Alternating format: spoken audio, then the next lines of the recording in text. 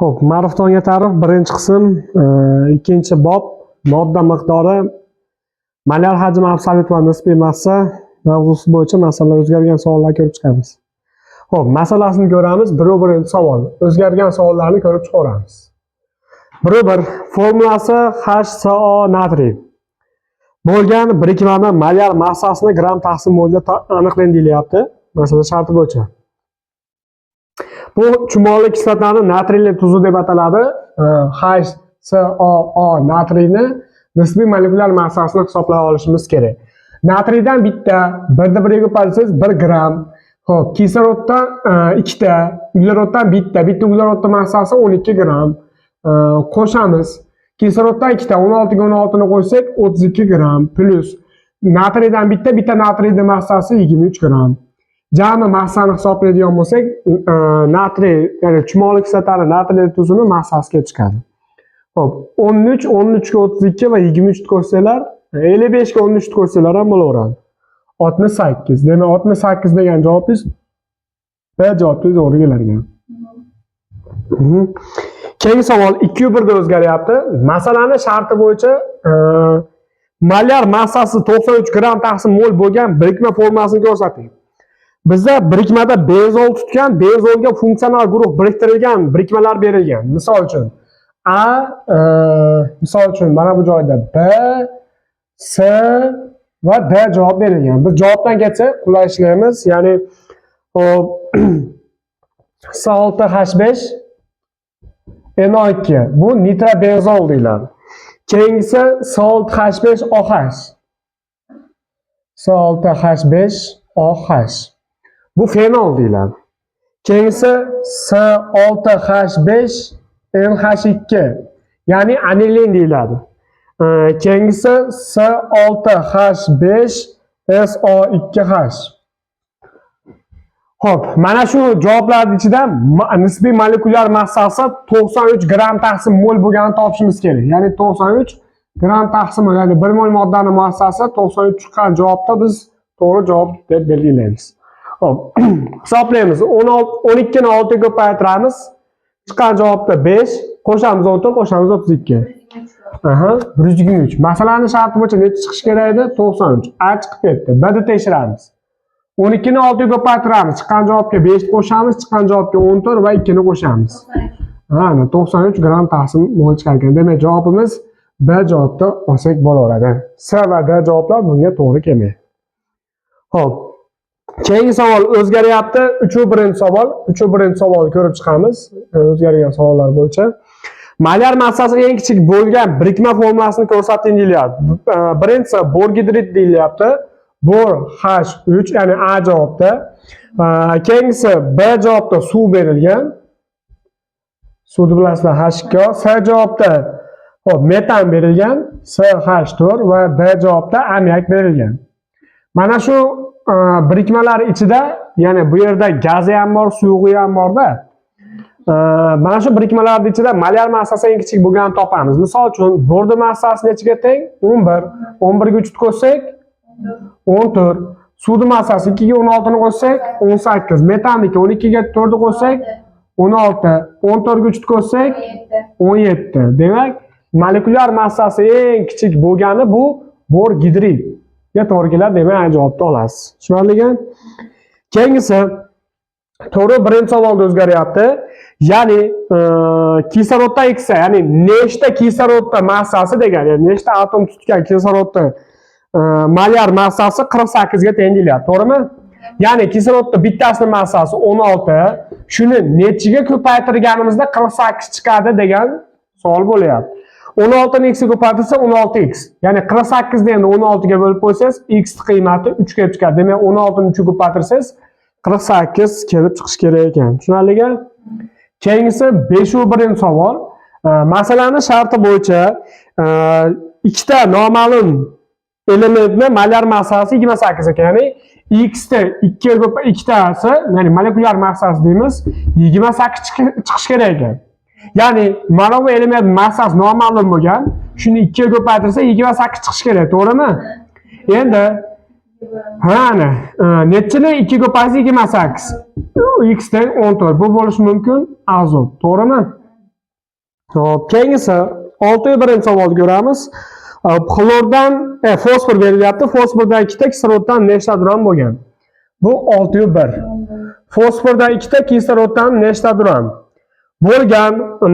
Birikmani molyar massasi -10. X ni toping. Qaranglar. Fosfordan ikkita, to'g'rimi? 31 ni ko'paytiraman 2 ga plus 16 ni nechiga ko'paytirsangiz, mana shu aralashmani elementlarning massasini qo'shsangiz 110 gram chiqish kerak. Molyar massasi 110 chiqish kerak. Xo'p, nima qilamiz? 31 ni 2 ga ko'paytiramiz 62 plus 16 ni x ga ko'paytirsak 16x teng bo'ladi 110 dan. Endi ishorasi ochiqlarda qisqartirib olamiz. Ya'ni 110 dan 62 ni ayiramiz. Chunki ishora bu yoqda plus, bu tomonga o'tganda minus bo'lib o'tadi. Xo'p, 16x o'zi pastga tushadi, teng 48 ga. Endi x topish uchun 48 ni 16 ga bo'lib qo'yasizlar. Ya'ni fosfordan 2 ta, kisloroddan 3 ta bo'lganda massasi 110 bo'lar ekan. Keyingisi 7-birinchi savolni ko'ramiz. 7-birinchi savol masala sharti bo'yicha elementni ekvivalentli oksidi XO turibdi. Molyar massasi 28 gram taqsim mol. X ni toping deyilyapti. Xo'p, qanday ishlaymiz? XO bitta X elementda X gram plus kislorodda bittasi 16 gram. Jami qo'shsa 28 chiqish kerak. Endi x topishni nima qilamiz? Ishorasi bir xillarni, ishorasi yo'llarni qisqartirib olamiz. Ishora plus bo'lganda 10 tomonga o'tgan minus bo'lib o'tadi. 28 dan 16 ni ayirsa bo'lsak, 12 bu uglerod bo'lishi mumkin. Tushunarlimi? Xo'p, 8-1 o'xshash, 9-1 ham xuddi shunga o'xshash, 10-1 o'xshash. Ya'ni hammasi mana shu tarzda ishlanib ketiladi. Tushunarlimi? O'zgargan ko'raylik. 14-1 da o'zgaryapti. Qolgan savollar 7-1 bilan bir xil. 14-1 o'zi 14 bilan bir xil, faqat savolda ozgina o'zgarish bor xolos. Lekin ishlanishi bir xil. Bir valentli element oksidning molyar massasi 30 bo'lsa, elementni aniqlang. Xo'p, element oksid, element O yozib olaman. Element bir valentli, kislorod ikki valentli. 2 element yoniga 1 kislorod yoniga tushadi, yozilmaydi. Elementdan ikkita, agar elementda bittasini massasini x olsak, ikkitasiniki 2x bo'ladi plus bitta kislorodning massasi 16, jami qo'ysak 30 chiqish kerak. Ishorasi ularni qisqartiramiz. 30 dan 16 ni ayiramiz. 2x teng bo'ladi 14 ga. X topishni nima qilamiz? 14 ni 2 ga bo'lamiz. Natijada 7. Bu litiy degan metalga to'g'ri keladi. Ya'ni litiy oksidi bo'lgan. Xo'p, qolgan savollar xuddi shunga o'xshash. Ya'ni 2 valentli, 3 valentli, 4 valentli, 5 valentli, necha valentli bo'lsa, sizlar shundan foydalanib topsanglar bo'laveradi. Keyingisi 19-1 da o'zgaryapti. 19-1 gacha bir xil ishlanishi. C4H10 kisloroddan nechta gram bo'lgan birikmani molyar massasi 122 ga teng bo'lsa, x ni toping. Xo'p, C4H10 kisloroddan nechta gram? Jami qo'shganimizda 122 chiqish kerak ekan. Massa hisoblaymiz. 12 ni 4 ga ko'paytiramiz plus 1 ni ko'paytiramiz 10 ga plus 16 ni ko'paytiramiz x ga. Nechta gram kislorod bo'lganda jami 122 chiqish kerak. Nima qilamiz? Ishorasi nimalarda qisqartirib yo'llarni. 12 ni 4 ga ko'paytiramiz 48 plus 1 ni 10 ga ko'paytiramiz 10 plus 16 ni x ga ko'paysa 16x teng bo'ladi 122 ga. Xo'p, x topib qo'yamiz endi. Nima qilamiz? Yana qo'shib olamiz. 48 ga 10 ni qo'shsak 58 plus 16x teng bo'ladi 122 ga. Ishorasi yo'llar 122 dan 58 ni ayiramiz. Yo'q. 122 dan 58 ni ayiramiz. 16x teng bo'ladi 64 ga. X teng necha bo'ladi? 4 ga. Ya'ni 64 16 ga bo'lsangiz 4 bo'ladi. Ya'ni kisloroddan nechta bo'lgan ekan? 4 ta bo'lganda jammasi 122 chiqish kerak ekan. Tushunarlimi? Keyingi savol o'zgaryapti. 21 da ozgina fikrlaydigan savolimiz. Masalada quyidagi ma'lumotlar asosida bitta x, bitta z ni massasini hisoblanilyapti. Endi shart quyidagicha. X va y ni massa yig'indisi 40 ga teng bo'lgan, to'g'rimi?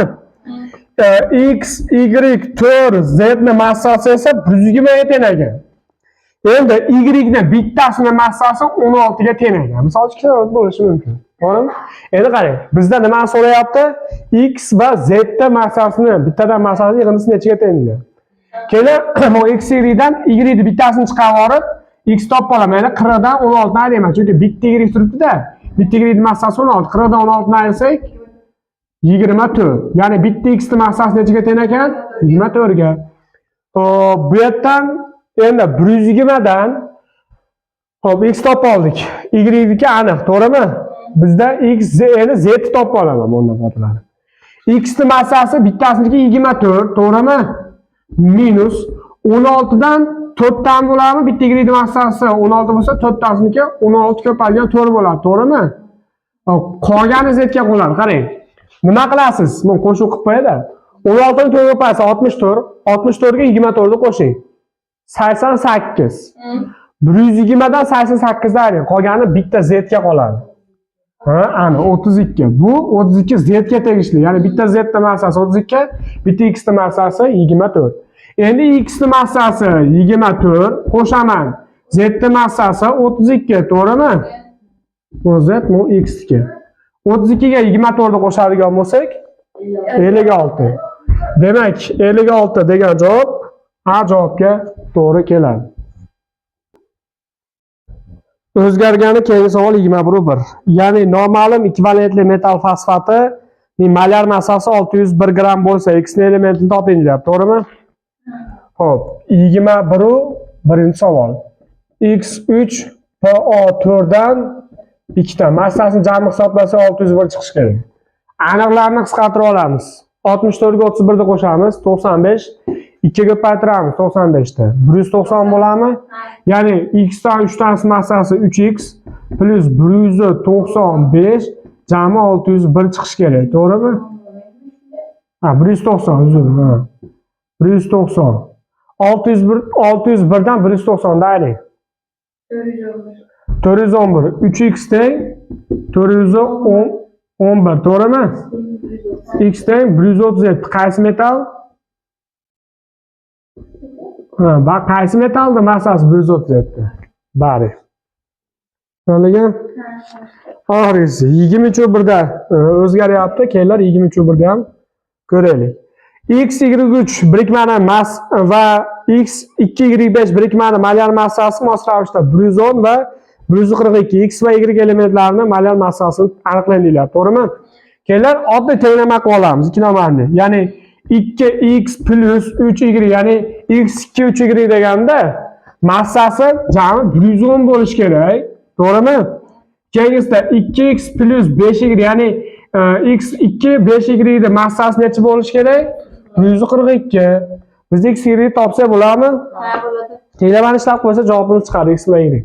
X lar qisqarib ketadi, ishorasi bir xil. 5 dan 3 ta ayirsak 2y teng bo'ladi. 142 dan 110 ni ayirsak 32 ga. Y teng 32 ni 2 ga bo'lsak 16. Demak, y ni massasi 16 bo'lgan. X topib olamiz. Y ni o'rniga qo'yamiz. 16 ni 3 ga ko'paytiramiz. 48. 110 dan 48 ayring. 62. 62 chiqdimi? Demak, bu ikkitasini massasi 62 ekan. 62 ni 2x ga bo'lsangiz, x massasi 31. Demak, x teng 31, y teng 16 degan javobni olasiz. Javob shunda B javobga to'g'ri keladi.